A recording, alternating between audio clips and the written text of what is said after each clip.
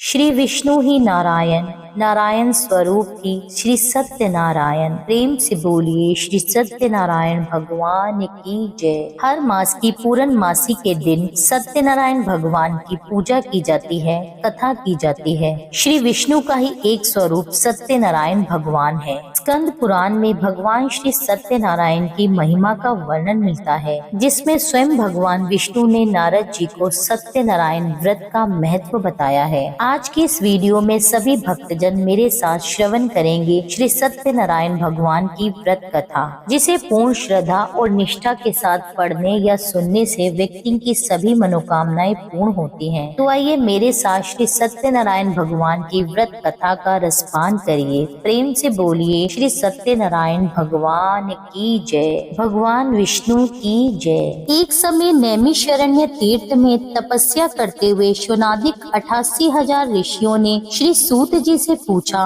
हे प्रभु, इस कलयुग में वेद विद्या रहित मनुष्यों को भक्ति किस प्रकार मिलेगी? हे मुनि, कोई ऐसा तप कहिए जिससे थोड़े ही समय में पुण्य प्राप्त हो और मनवांछित फल भी मिले। वह कथा सुनने की हमारी इच्छा है। सर्व शास्त्र ज्ञाता श्री सूत जी बोले, हे वैष्णवों में पूज्य, आप सबने प्राणियों के हित की बात पूछी है, तो अब उस श्रेष्ठ व्रत को आप लोगों से मैं कहूँगा, जिस व्रत को नारद जी ने लक्ष्मी नारायण से पूछा था और लक्ष्मीपति ने मुनि श्रेष्ठ नारद से कहा था। तो आप ध्यान पूर्वक सुनिए। एक समय योगी राज नारद जी दूसरों के हित की इच्छा से अनेकों लोकों में घूमते हुए मृत्यु लोक में आ पहुँचे। यहाँ अनेक योनियों में जन्मे हुए प्राय सभी मनुष्यों को अपने कर्मों द्वारा अनेकों दुखों से पीड़ित देखकर सोचने लगे कि इस यत्न करने से निश्चय ही प्राणियों के दुखों का नाश हो सकेगा। ऐसा मन में विचार सोचकर नारद जी विष्णु लोक को गए। वहाँ श्वेत वर्ण और 4 भुजाओं वाले देवों के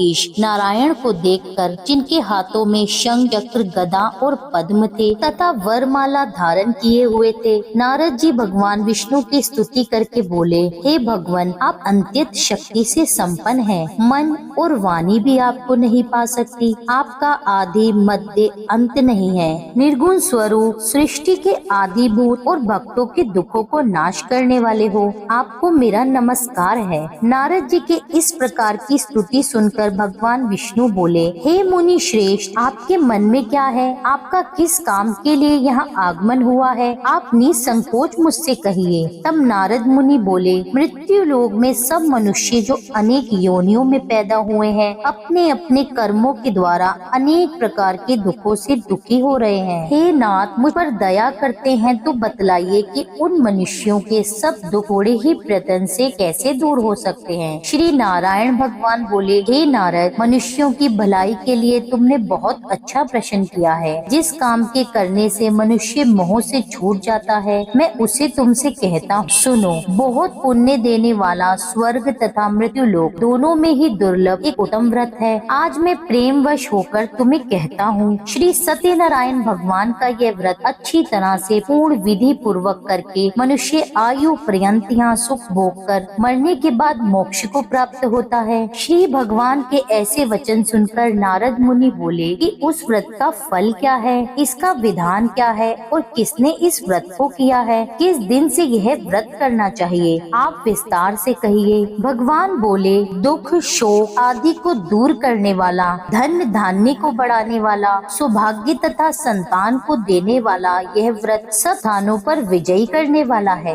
भक्ति संतान को देने वाला यह व्रत सब स्थानों पर विजयी करने वाला है। भक्ति और श्रद्धा के साथ किसी भी दिन मनुष्य श्री सत्यनारायण की प्रातः काल के समय ब्राह्मणों और बंधु बांधवों के साथ धर्म परायण होकर पूजा करे। भक्ति भाव से नैवेद्य, केले का फल, घी, दूध और गेहूं का चूर्ण सवाया ले। गेहूं के अभाव में साठी का चूर्ण, शक्कर तथा गुड़ ले और सब भक्षण योग्य पदार्थ जमा करके भगवान को अर्पण कर दे और और बंधुओं सहित ब्राह्मणों को भोजन कराए। उसके पश्चात स्वयं भोजन करे। नृत्य गीत आदि का आचरण कर भगवान श्री सत्यनारायण का स्मरण करते हुए समय व्यतीत करे। इस तरह व्रत करने वाले मनुष्यों की इच्छा निश्चय ही पूरी होती है। विशेषकर कली काल में भूमि पर यही मोक्ष का सरल उपाय है। इस प्रसंग में श्री सूत जी बोले, हे ऋषियों, जिसने पहले समय में इस व्रत को किया है उनका इतिहास कहता हूँ, उसे आप ध्यान पूर्वक सुनिए। सुंदर काशीपुरी नगरी में एक अत्यंत निर्धन ब्राह्मण रहता था।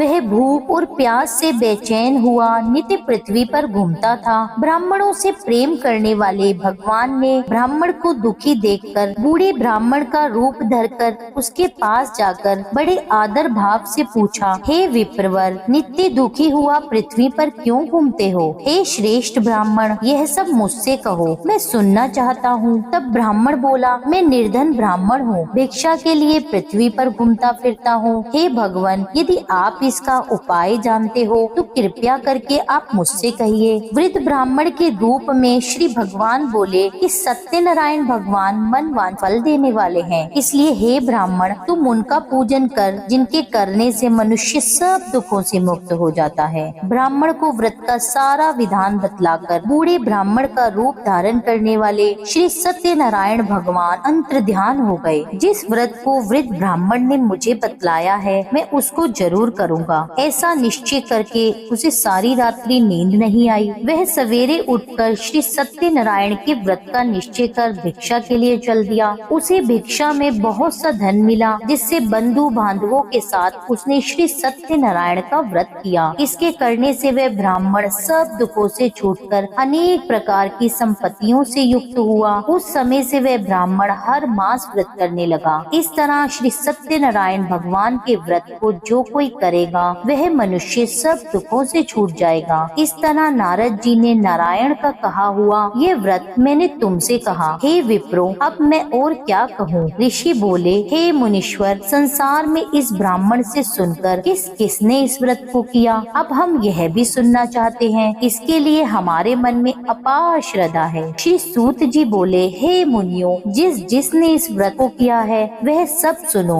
एक समय एक ब्राह्मण धन और ऐश्वर्य के अनुसार बंधु बांधवों के साथ व्रत करने को तैयार हुआ। उसी समय एक लकड़ी बेचने वाला बूढ़ा आदमी आया और बाहर लकड़ियों को रखकर ब्राह्मण के घर के भीतर गया। प्यास से दुखी लकड़हारा उनको व्रत करते देखकर ब्राह्मण को नमस्कार कर कहने लगा कि आप ये क्या कर रहे हैं और इसके करने से क्या फल मिलता है, कृपया करके आप मुझसे कहिए। ब्राह्मण ने कहा, सब मनोकामनाओं को पूर्ण करने वाला ये श्री सत्यनारायण भगवान का व्रत है। इसकी ही कृपा से मेरे यहाँ धन धान्य आदि में वृद्धि हुई है। ब्राह्मण से इस व्रत के बारे में जानकर लकड़हारा बहुत प्रसन्न हुआ। चरना अमृत ले और प्रसाद खाने के बाद अपने घर को गया। लकड़हारे ने अपने मन में उस दिन संकल्प लिया कि आज नगर में लकड़ी बेचने से जो भी धन मिलेगा उसी से श्री सत्यनारायण भगवान का मैं उत्तम व्रत करूँगा। यह मन में विचार कर वह बूढ़ा आदमी लकड़ियाँ अपने सिर पर रखकर जिस नगर में धनवान लोग रहते थे वह ऐसे सुंदर नगर में गया।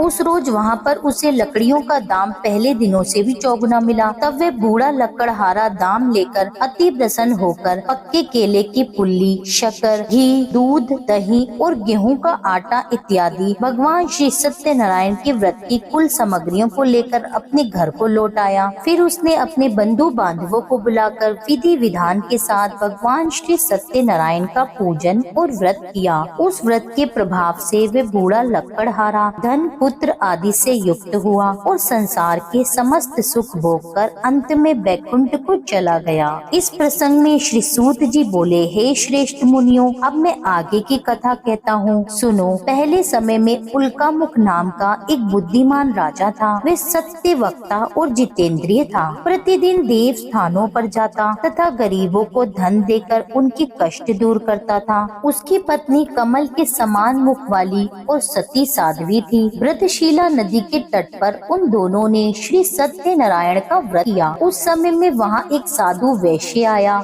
उसके पास व्यापार के लिए बहुत सा धन था। वह नाव को किनारे पर ठहराकर राजा के पास आ गया और राजा को व्रत करते हुए देखकर विनय भाव से पूछने लगा, हे राजन, भक्ति युक्त चित्त से आप ये क्या कर रहे हैं? मेरी इसी सुनने की इच्छा है, सो आप यह मुझे बतलाइए। तब राजा बोले, हे साधु, अपने बांधवों के साथ पुत्र आदि की प्राप्ति के लिए यह महान शक्तिवान श्री सत्यनारायण भगवान का व्रत व पूजन किया जा रहा है। राजा के ऐसे वचन सुनकर साधु आदर से बोला, हे राजन, मुझसे इस सब का विधान कहो, मैं भी आपके कथना अनुसार इस व्रत को करूँगा। मेरी कोई भी संतान नहीं है और निश्चय ही इससे होगी। राजा से सब विधान सुन व्यापार से निर्वित हो वे आनंद के साथ घर गया। साधु ने अपनी स्त्री से संतान देने वाले उस व्रत का समाचार सुनाया और कहा कि जब मेरे संतान होगी तब मैं इस व्रत को करूँगा। साधु ने ऐसे वचन अपनी पत्नी लीलावती से कहे। एक दिन उसकी पत्नी लीलावती पति के साथ आनंदित हो संसारिक धर्म में प्रवृत्त होकर श्री सत्यनारायण भगवान की कृपा से गर्भवती हो गई और 10वें महीने में उसके एक सुंदर कन्या का जन्म हुआ। दिनों दिन वे इस तरह बढ़ने लगी जैसे शुक्ल पक्ष का चंद्रमा बढ़ता है। कन्या का नाम कलावती रखा गया। तब लीलावती ने अपने पति से कहा कि जो आपने संकल्प लिया था कि मैं भगवान का व्रत करूंगा, अब आप उसे पूर्ण कीजिए। हे प्रिय, मैं कन्या के विवाह पर इस व्रत को अवश्य करूंगा। इस प्रकार वह अपनी पत्नी को आश्वासन देकर वह व्यापार करने चला गया। काफी दिनों के बाद घर लौटने के बाद नगर में सखियों के साथ अपनी पुत्री को उसने खेलते देखा। वैश्य ने तुरंत कलावती के लिए एक सुयोग्य वर की तलाश आरंभ कर दी। कंचन नगर के एक सुयोग्य वणिक पुत्र से अपने बंधु बांधव सहित प्रसन्न मन से अपनी पुत्री का विवाह उसके साथ कर दिया, किंतु दुर्भाग्य से विवाह के समय भी वह उस व्रत को करना भूल गया। तब श्री भगवान क्रोधित हो गए और श्राप दिया कि तुम्हें दारुण दुख प्राप्त होगा। अपने कार्य में कुशल साधु बनिया जमाता सहित अपने जवाई सहित समुद्र के समीप स्थित रतनपुर नगर में गया और वहाँ दोनों ससुर जमाई चंद्रकेतु राजा के उस नगर में व्यापार करने लगे। एक रोज भगवान श्री सत्यनारायण की माया से प्रेरित कोई चोर राजा का धन चुराकर भागा जा रहा था, किंतु राजा के दूतों को आता देखकर चोर ने घबराकर भागते हुए राजा के धन को वहीं चुपचाप रख दिया जहाँ वो ससुर और जवाई ठहरे हुए थे। जब दूतों ने उस साधु वैश्य के पास राजा के धन को रखा देखा तो वे दोनों को बांधकर राजा के पास ले गए और प्रसन्नता के साथ दौड़ते हुए राजा के समीप जाकर बोले, यह दो चोर हम पकड़कर लाए हैं, कृपया आज्ञा दें। तब राजा की आज्ञा से उन्हें कठोर कारावास में डाल दिया गया और उनका सारा धन भी छीन लिया। श्री सत्यनारायण भगवान के श्राप द्वारा उनकी पत्नी भी घर पर बहुत दुखी हुई और जो घर का सारा धन रखा था वह भी चोर चुरा कर ले गए। शारीरिक और मानसिक पीड़ा तथा भूख प्यास से अति दुखित होकर अन्न की चिंता में कलावती एक ब्राह्मण के घर पहुंची। वहां उसने श्री सत्यनारायण भगवान का व्रत होते देखा। फिर उसने कथा सुनी और प्रसाद ग्रहण कर रात को घर आई।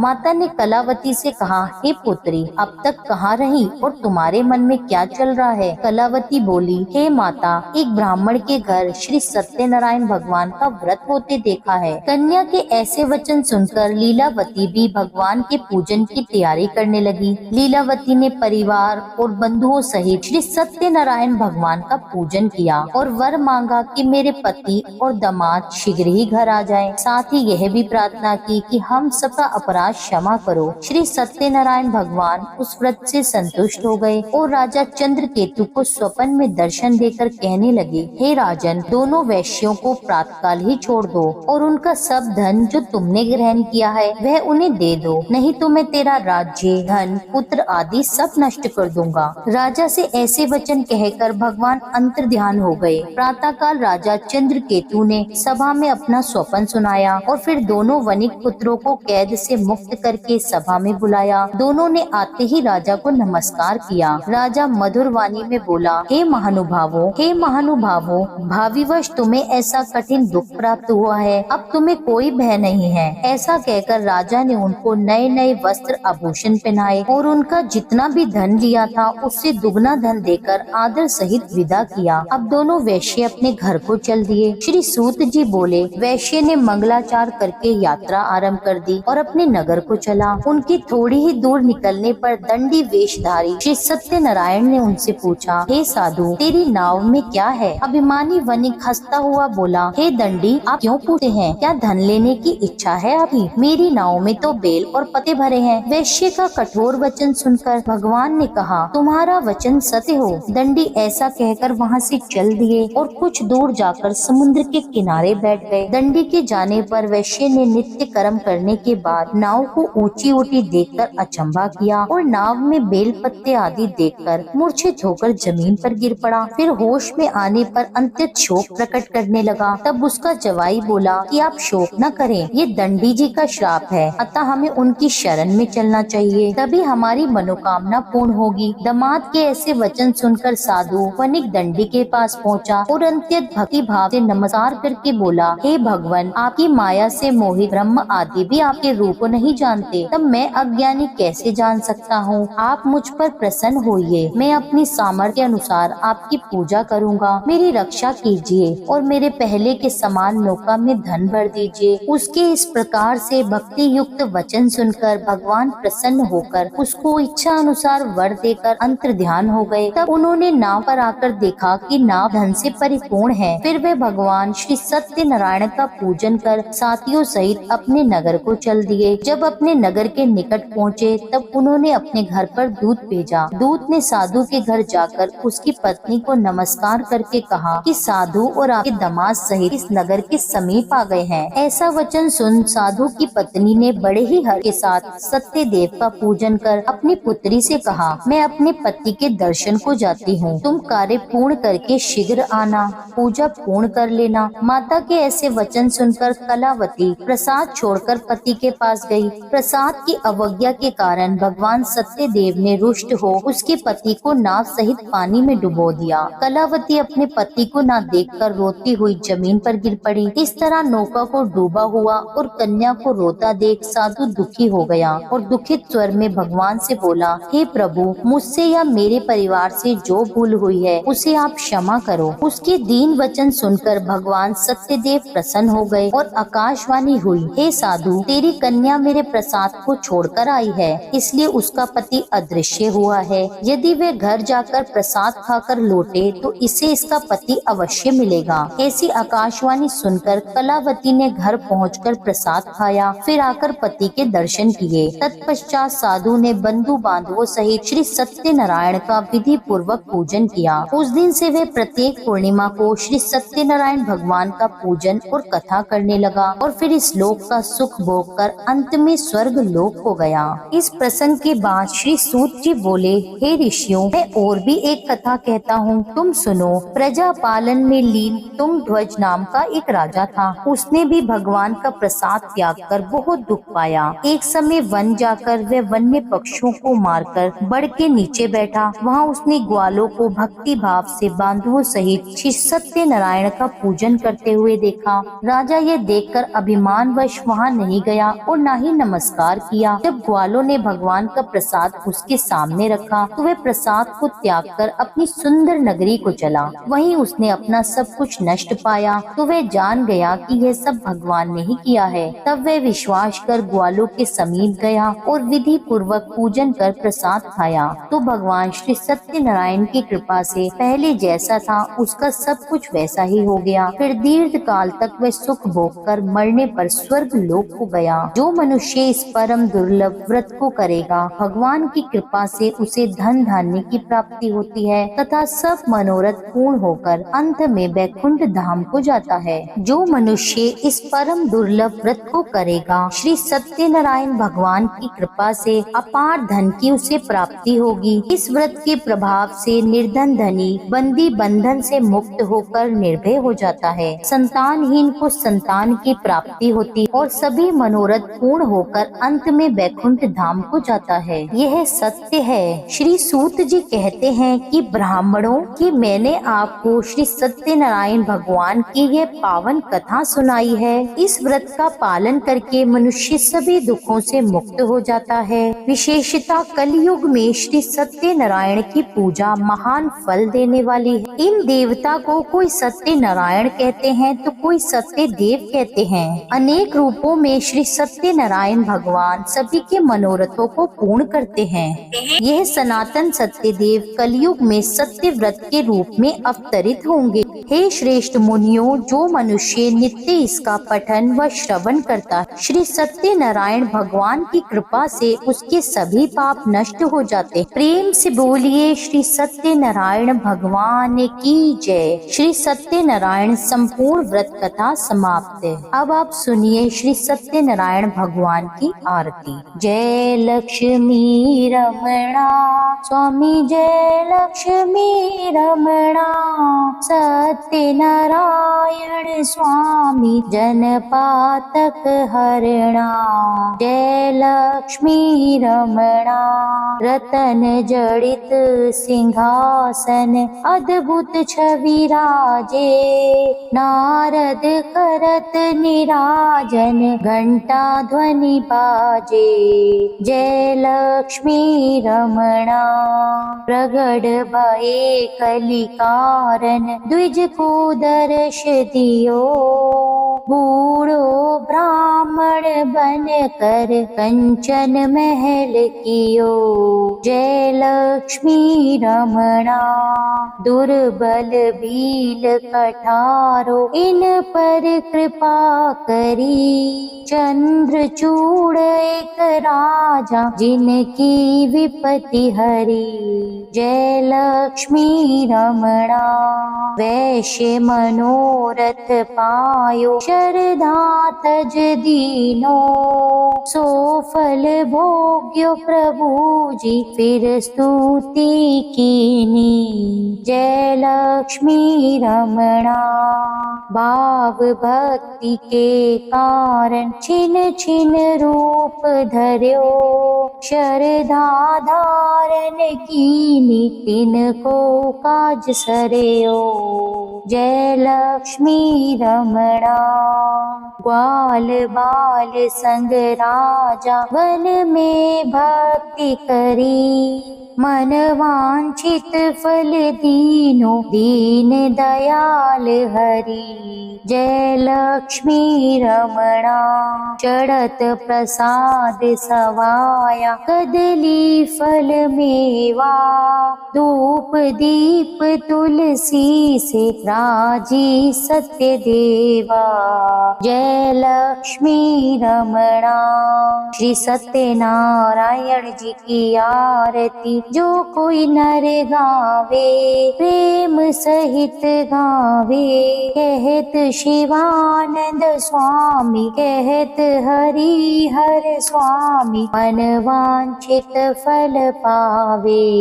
जय लक्ष्मी रमणा स्वामी, जय लक्ष्मी रमणा सत्यनारायण स्वामी, जनपातक हरना।